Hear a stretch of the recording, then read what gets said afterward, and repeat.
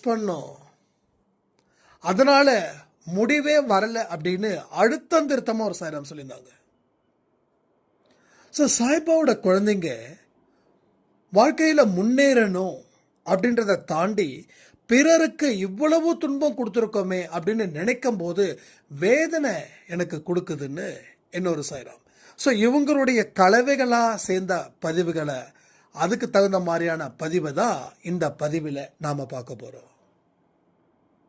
So கடைசியாக சொன்ன சாய்ராம் உண்மையிலே எக்ஸலண்ட். வாழ்க்கையில் முன்னேறணும்னு நினைக்காதவனே கிடையாது. யாராவது நினைக்கிறோம் வாழ்க்கையிலலாம் முன்னேறக்கூடாது, வாழ்க்கை தோத்துக்கிட்டே இருக்கணும், பலர் என்னை அசிங்கப்படுத்தணும், வேதனைப்படுத்தணும், அதுதான் எனக்கு பிடிக்கும்னு யாருமே சொல்ல மாட்டாங்க. ஆனால் அதையும் தாண்டி அவங்க ஒரு விஷயத்த சொல்கிறாங்க பாருங்க.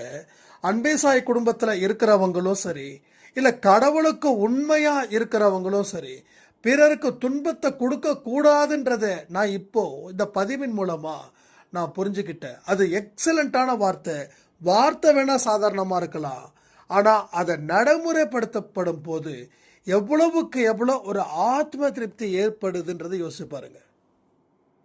உடல் திருப்தி, மன திருப்தி, இதை தாண்டி ஆத்ம திருப்தி. நம்ம ரெண்டு வாழ்க்கை தான் வாழ்ந்துட்டு இருக்கோம்.